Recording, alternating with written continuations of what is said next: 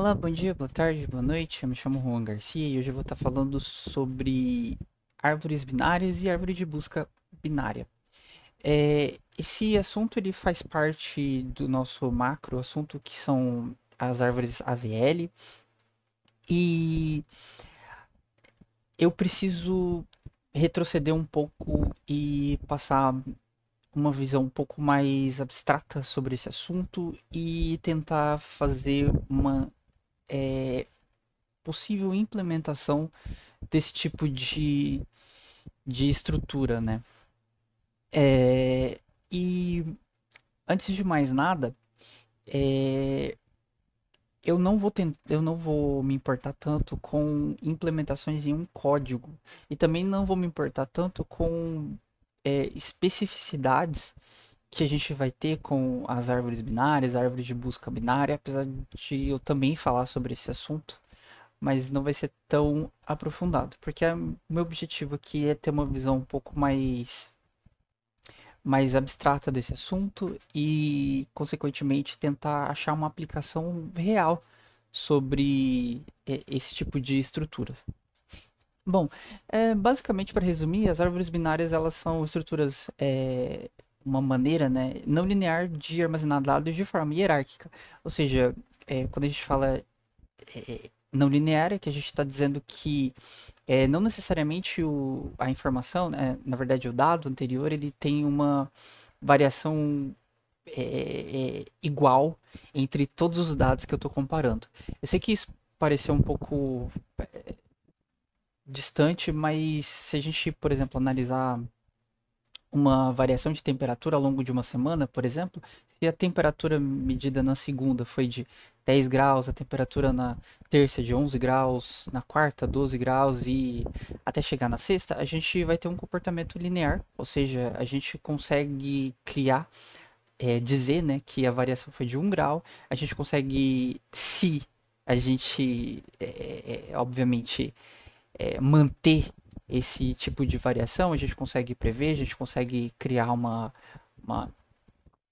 uma, uma reta, a gente consegue criar uma função que vai dizer a temperatura quando eu for olhar em outro dia. Enfim, isso são estruturas lineares, seja que em que a variação ela é a mesma para quando a gente está analisando dois pontos, né, nesse gráfico. E hierárquica é porque a gente está trabalhando com níveis. É, e eu vou falar, isso vai ficar mais claro quando eu estiver falando sobre as definições, mas basicamente, né? Lembrando que esse texto ele não foi feito por chat GPT nem nada, eu simplesmente fui atrás, né, desse livro e partiu, né? Toda essa parte aqui, esse pedaço, ele parte de uma leitura e interpretação que eu fiz desse livro, com outros vídeos também que eu procurei na internet. Então, enfim, isso aqui foi realmente foi um pouco trabalhoso para fazer e tá sendo também para gravar. Mas, enfim, é, a estrutura que a gente mais conhece, que usa essa ideia de árvores, né, é a árvore genealógica que a gente aprende lá em biologia. Eu não coloquei nenhum exemplo, eu pensei em colocar um exemplo da ficção, por exemplo, as famílias de Game of Thrones, né? Mas eu acabei desistindo da ideia. Mas basicamente, quando a gente está falando de um conceito de árvore, sempre que a gente, obviamente, se eu não estiver falando da planta, né? Sempre que alguém mete esse árvore, geralmente, a gente sempre vai pensar em uma base, ou seja, alguma coisa que vai estar no topo, e desse topo a gente vai descendo, e ou seja, a gente vai ter uns descendentes, e dos descendentes a gente vai ter descendentes, mas é sempre uma estrutura, independente da área, se for química, física ou biologia, sempre a gente vai ter uma estrutura que se divide, né, em outras estruturas, ou que formam outras estruturas, e dessas outras estruturas a gente formam mais estruturas e mais estruturas. E a árvore genealógica é basicamente isso. A gente tem dois descendentes, é óbvio que a gente tem que fazer um recorte, né? Então, se a gente for procurar numa árvore genealógica, a gente vai ter os avós, dos avós a gente vai ter os filhos, e dos filhos a gente vai ter os filhos dos filhos, e dos filhos dos filhos, os filhos dos filhos dos filhos, e por aí vai. Mas todos eles estão interconectados. Às vezes não diretamente, quer dizer, às vezes não, né? A maioria deles não vai estar conectada diretamente, né? Mas eles vão indiretamente estar conectados, já que se a gente for olhar um neto, ele não está conectado com a avó ali, mas está conectado com a mãe, e a mãe, porventura, está conectada à avó. Bom, nas árvores binárias, a gente segue a mesma ideia, né? A gente segue também essa ideia de que existe uma base, ou seja, uma raiz, e a partir desse elemento, como vocês podem ver aqui na imagem, a gente tem esse elemento conectado com outros elementos. Bom, árvores, enfim, binárias, elas são chamadas de binárias porque a gente vai ter sempre, no máximo, a gente pode ter nenhuma, ou seja, eu poderia ter esse 2 solto, ainda assim seria uma árvore binária. Eu posso ter esse 2 conectado com esse 7 à esquerda, ainda vai ser uma árvore binária, e o 2 conectado com 5 à direita, e ainda seria uma árvore binária. Isso aqui não seria uma árvore binária de busca, porque para ser uma árvore binária de busca, esses números teriam que estar em posições diferentes, mas eu vou falar sobre isso daqui a pouco.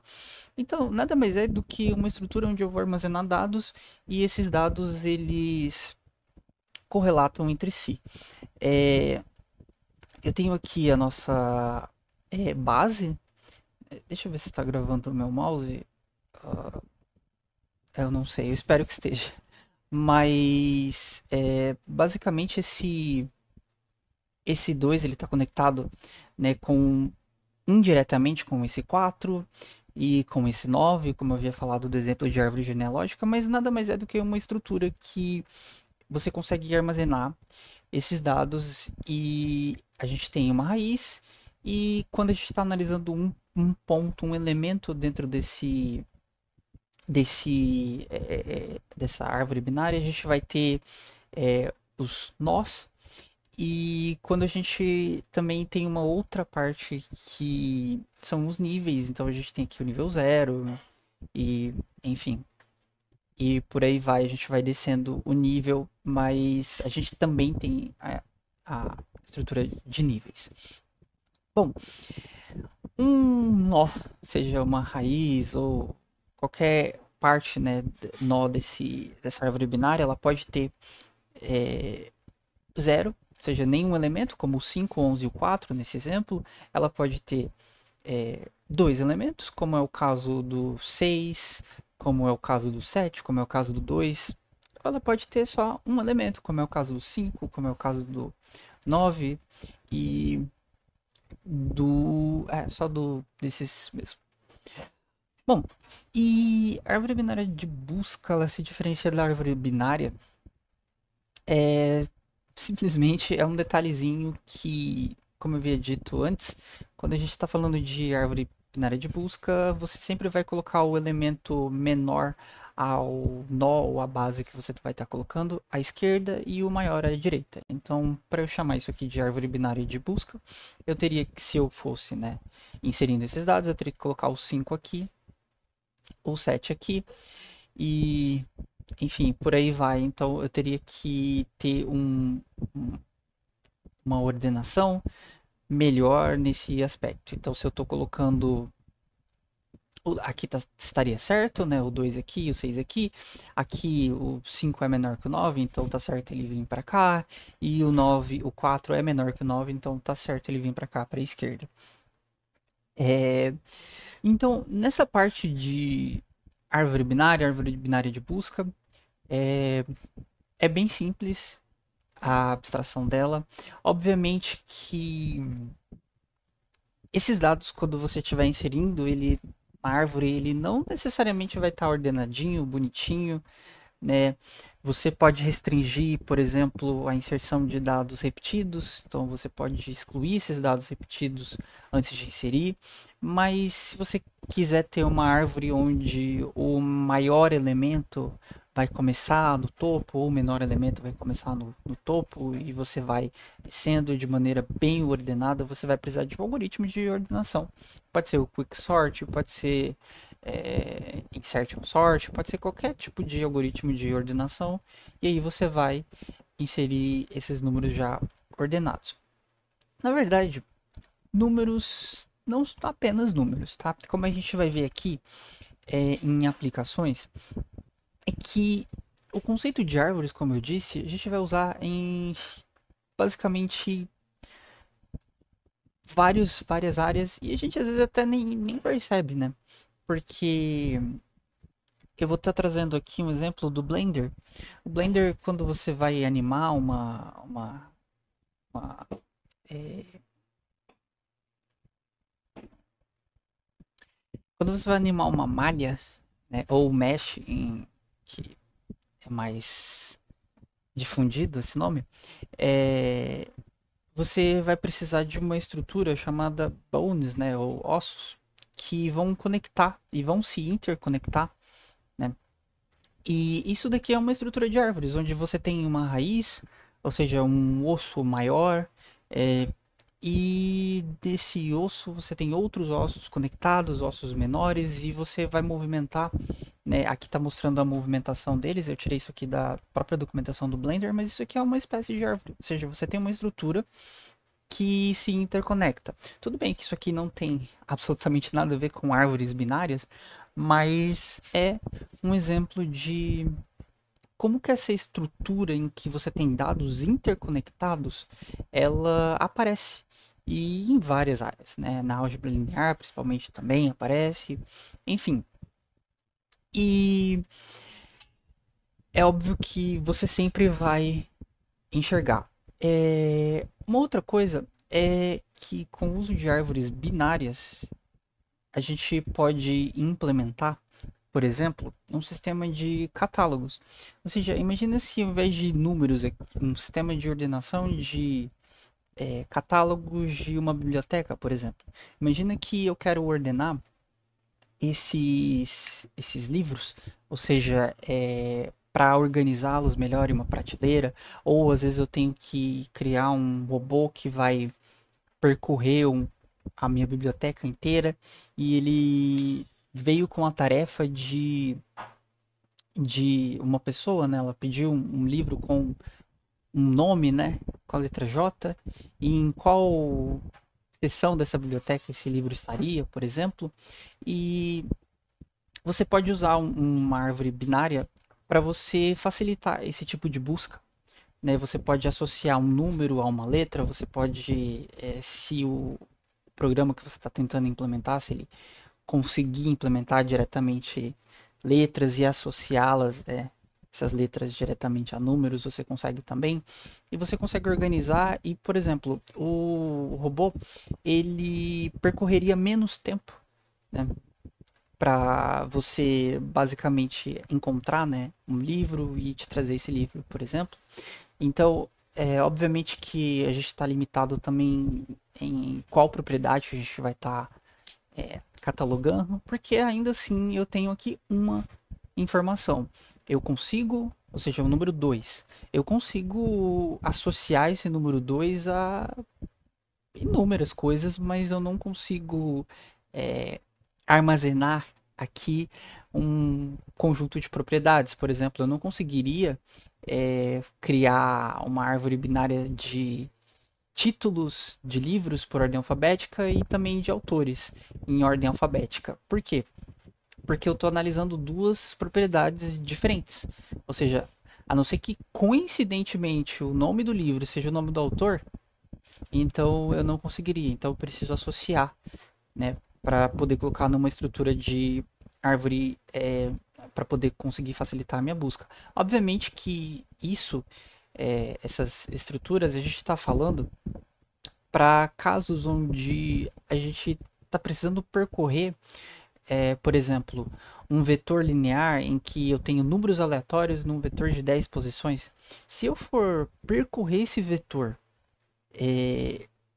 para achar um número específico, ou seja, se eu tivesse sequencialmente os números 2, 7, 5, 2, 6, 9, 5, 11, 4 e eu quisesse achar o número 6, por exemplo, eu precisaria percorrer esse vetor inteiro. Ou seja, eu iria na primeira posição, procuraria, não tá, então vou na segunda, na terceira, na quarta, e aí na quinta eu encontraria o meu elemento. E quando a gente está falando, por exemplo, de uma árvore binária, ou seja, onde esse 5 estaria aqui, eu sei que o meu 6 ele ele é maior que o meu 2, então, mas ele é menor que 7. Então, eu não tenho por que ir para esse ramo do da minha para fazer a minha busca. Eu sei que o 5 é menor, então e o 6 é maior que 6 está entre 5 e 7. Então eu posso ir para o ramo da esquerda e consequentemente eu já acharia o meu elemento que eu estou procurando em 2 passos. Então, é isso. Essa aqui é só uma abstração do conteúdo e eu espero que tenha facilitado para quando a gente for falar um pouco mais aprofundado sobre as operações e a própria estrutura AVL. Muito obrigado. Oi, eu sou o Guilherme, eu tô aqui para explicar sobre a árvore AVL e por que ela foi criada. Ela foi criada em 1962 devido à necessidade da época de existir uma aplicação que fosse usada a longo prazo e não perdesse desempenho. Conforme eu fosse inserindo ou removendo algum dado, a aplicação continuasse sempre rápida e eficaz. Na época era utilizado a árvore binária, só que a árvore binária tinha um problema, que conforme eu fosse tirando ou inserindo um dado, a árvore binária ela ficava desbalanceada, ela ficava desequilibrada e se ela fica desequilibrada, a busca de dados fica mais lenta. E isso era um problema na época. E na árvore AVL isso não acontece, porque a árvore AVL, na árvore AVL, ela tem um sistema de rotação automática. Toda vez que eu tiro um dado ou insiro um dado, ela faz uma rotação automática para a árvore AVL se manter equilibrada. No caso, ela vai se manter equilibrada a todo custo. Toda vez que eu fizer colocar um dado, ela vai fazer a rotação. Posso inserir 5 dados, ela vai fazer 5 rotações para manter a árvore equilibrada. E isso é bom, porque eu posso ter uma árvore enorme com milhares de dados, milhares de nós, e ela vai me entregar a informação que eu preciso de uma forma rápida e eficaz, coisa que não poderia acontecer na árvore binária, porque conforme eu fosse tirando, colocando, ela poderia ficar desequilibrada, desbalanceada e demorar muito tempo para me entregar um dado. E a árvore AVL, ela é uma árvore bem complexa, bem complexa. Só que para implementação dela é bem simples até. A gente tem algumas bibliotecas disponíveis em aplicativos, programações que a gente pode utilizar. E as vantagens da árvore AVL é que ela é eficaz. As operações de busca, inserção e remoção sempre vão ser rápidas, não importa o tamanho da árvore, sempre vão ser rápidas. Ela está sempre estável, porque ela está sempre fazendo a rotação automática, no caso ela está sempre se mantendo equilibrada, e ela se mantendo equilibrada, ela consegue me entregar o dado de uma forma mais rápida. E também ela pode ser usada com diversas aplicações, como banco de dados, sistemas de informações e algoritmos de orientações, e entre outros. Eu sou o Pedro. Eu estou aqui para falar a respeito da lógica, né, por trás da árvore AVL. Tá? A árvore AVL, que também é conhecida como árvore Adelson-Velsky e Landis, ela é um tipo de árvore especial, um tipo de árvore binária especial, que se destaca a maior parte por causa da sua natureza autobalanceada. Essa é uma característica que torna ela extremamente eficiente em todas as operações que ela faz.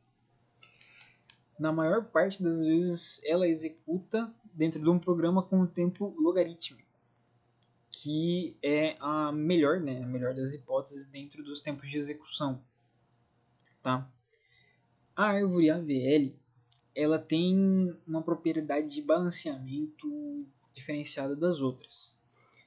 A base dela é manter, né, a árvore equilibrada sempre a todo momento em que é feita uma inserção e que é feita uma remoção de um elemento da sua estrutura.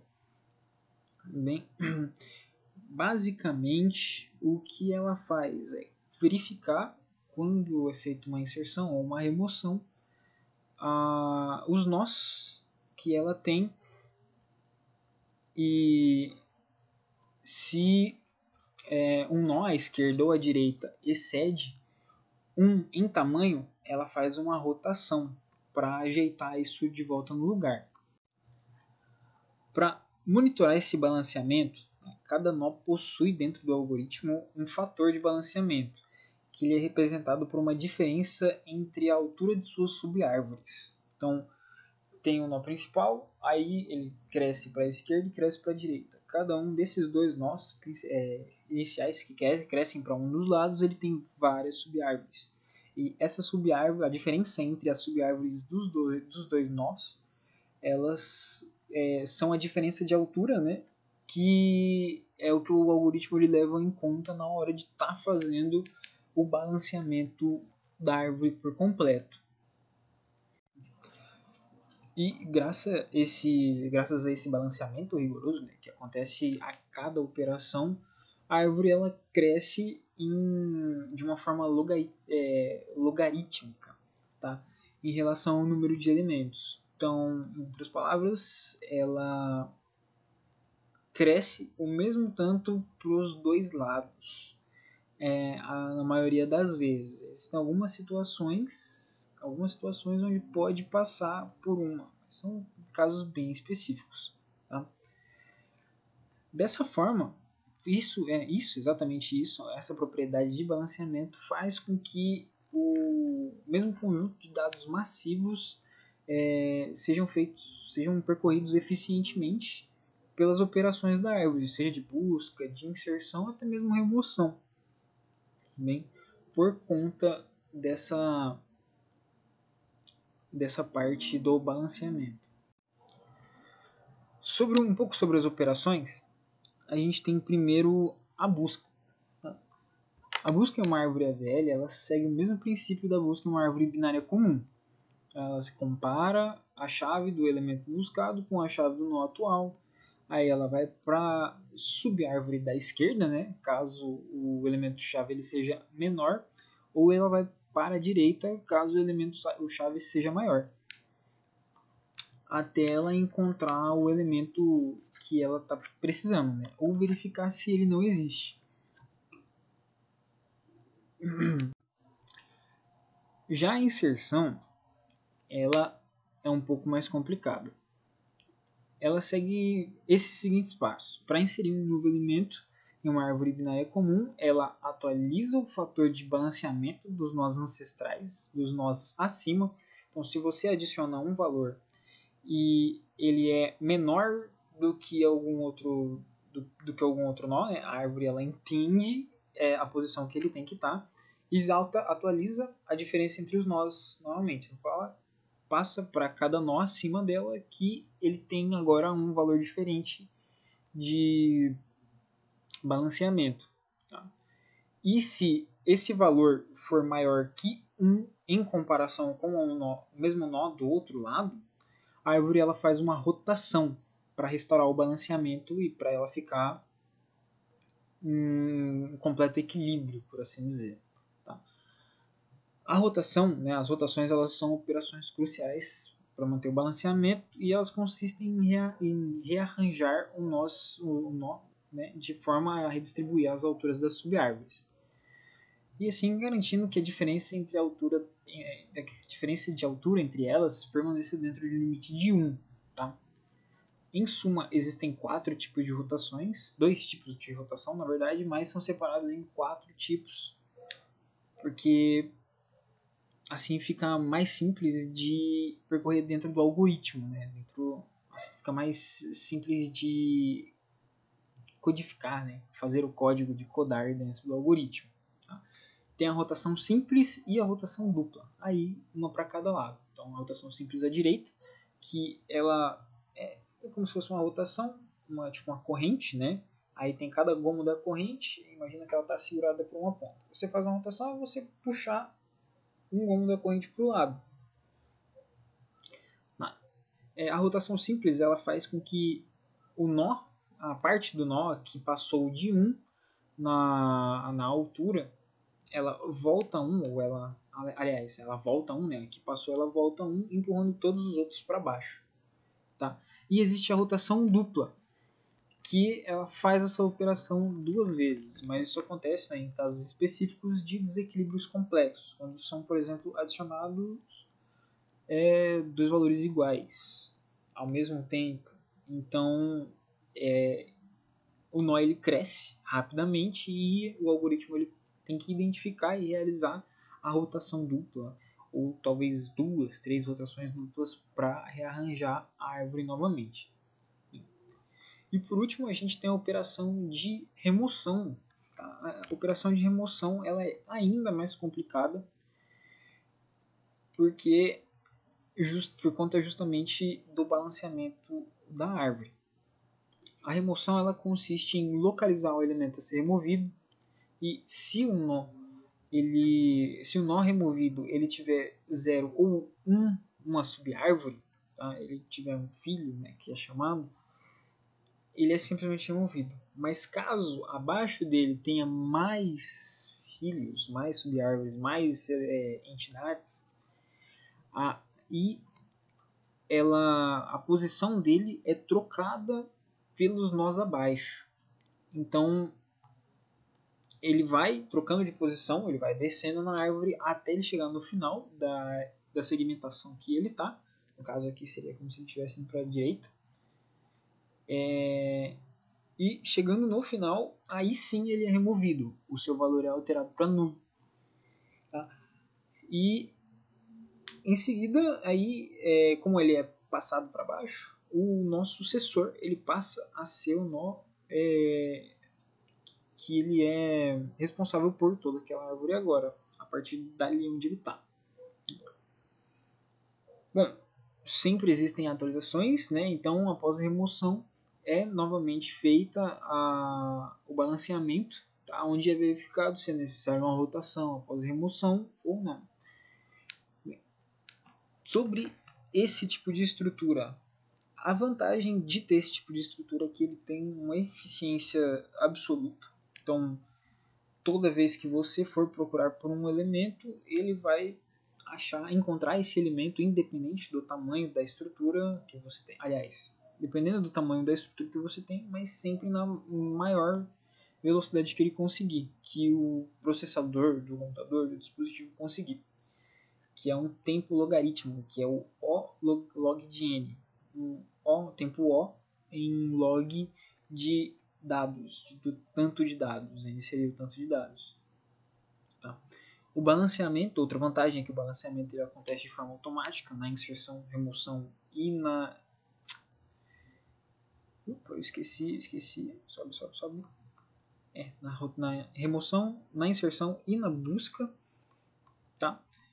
Apesar de na busca não existir novos elementos entrando, e ele é um algoritmo previsível, então ele é facilmente analisado e implementado. Quando acontece algum erro, é muito simples de encontrar onde houve esse erro. Tudo bem? Sobre as desvantagens dele, em suma, a implementação dele, por conta das rotações, do balanceamento, ela é mais complexa do que outros tipos de árvore, como a binária ou a rubro-negra, por exemplo, que eles são bem definidas. Tá? E as operações em árvore AVL normalmente exigem mais comparações e manipulações de ponteiros do que em uma árvore binária ou em buscas não balanceadas.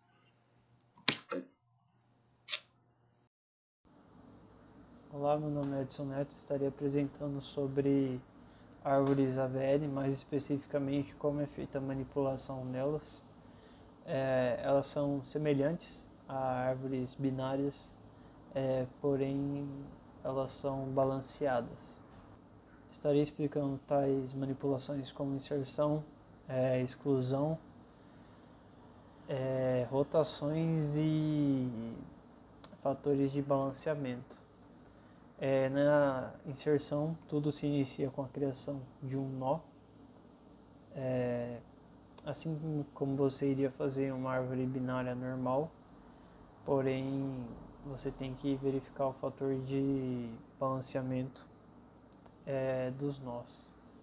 O que me leva a falar sobre rotações. Existem 4 tipos de rotações: rotação simples à direita, rotação simples à esquerda, rotação dupla à direita e rotação dupla à esquerda. Como exemplo de rotação simples, eu vou citar a rotação simples à direita, que ela consiste em mover o nó filho à direita e para a posição do pai, no caso, e o pai para a posição do filho esquerdo do filho à direita.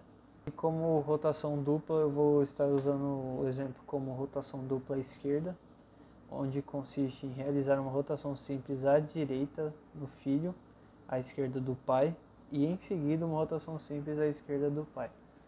E como estamos falando de rotações que são realizadas para manter o fator de balanceamento da árvore AVL, agora falarei sobre o fator de balanceamento da árvore AVL.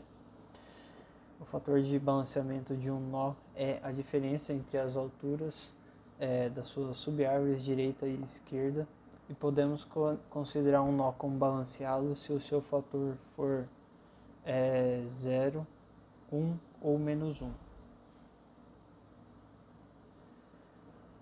E podemos considerar um nó balanceado caso seu fator de balanceamento seja 0, ou 1 ou menos 1.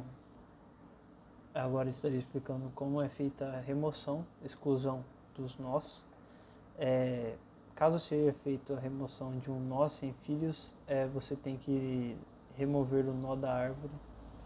Nó com um filho, você tem que substituir o nó pelo seu filho único. E nó com 2 filhos, você deve encontrar o sucessor